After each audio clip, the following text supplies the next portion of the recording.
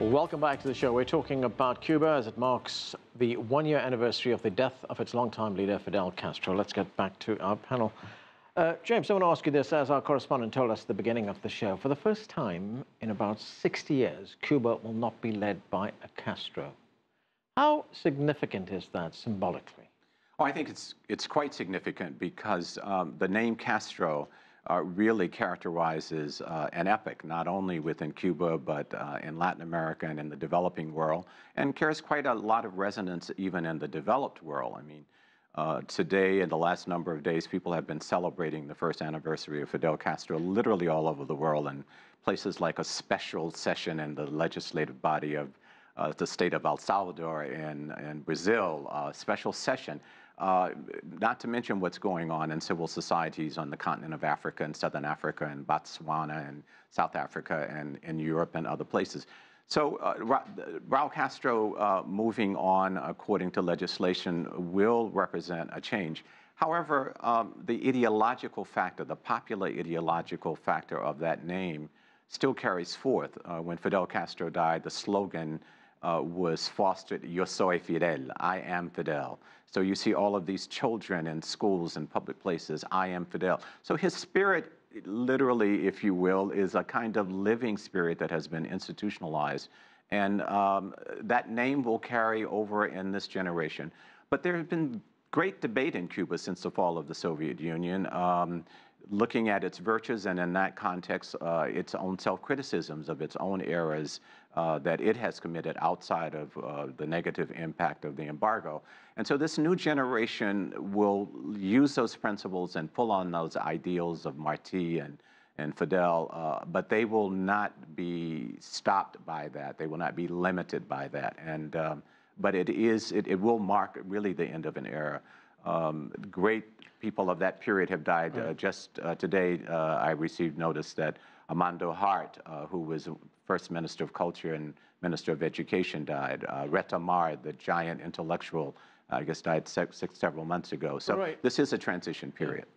Philip, so the spirit of Fidel Castro lives on, but Cuba is changing, isn't it? There are many young people in Cuba. So to what extent will we see a generational change?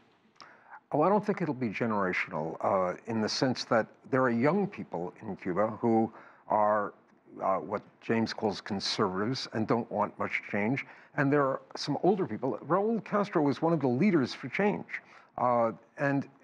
He, for example, in 1993, initiated the use of a U.S. dollar as a currency in Cuba, which was a very radical change.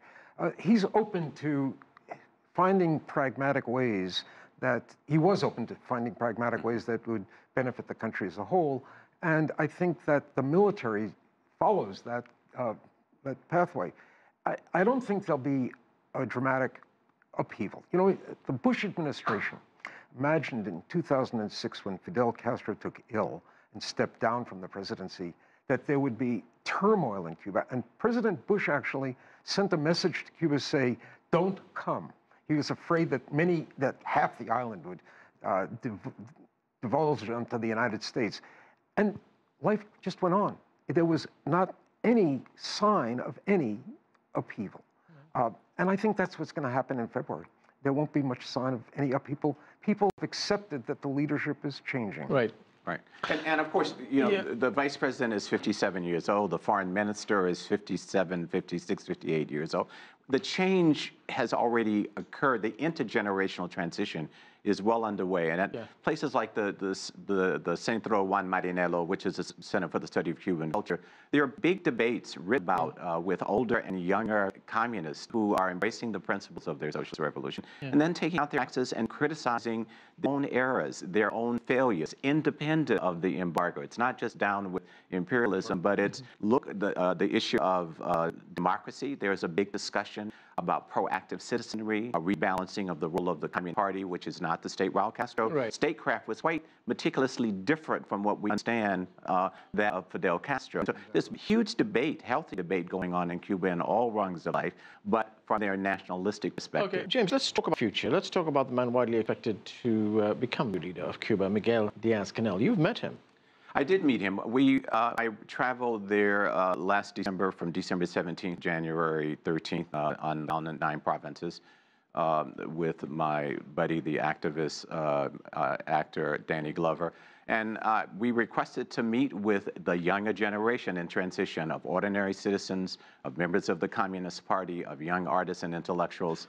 And I perhaps somewhat arrogantly said, and your vice president is a young man. I turned 70 in Cuba last January. He was 56 or 57 already. And I had 2.5 hours, Danny and I, with him, talking principally about the issue of racial identity and racism and how they're handling it and what is their role in the hemisphere with regard to this. But we talked about education. I was very impressed that, for example, he has convened arts teachers across the nation as vice president to raise the question, are we preparing the next generation of teachers and students? So he is dealing with a very meticulous interaction between governance and civil society. His criticisms, which can be found online, of Grandma, the official organ of the Communist Party, that it does not tell always the whole truth, that the need for more transparency. Right. So this is a healthy, critical reflection going on in Cuba. And he is impressed me as a very serious, meticulous man, very accessible, but a very serious statecrafter. Philip, what are your thoughts on Diaz-Canel? He has said that he wants to see improvements in the relationship with the United States, but he said that he wants to see those negotiations taking place on the basis of mutual respect and equality. Do you see that happening? What a shocking thing to say. I know. So that Diaz-Canel came up through the party. He was the leader of each province in Cuba has a Communist Party Central Committee, and he was the head of Central Committee in 2 different provinces. And in both cases, he was known as a very efficient manager. His background is in civil engineering.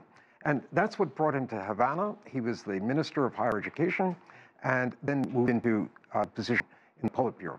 So he has an experience running big things and doing it very well.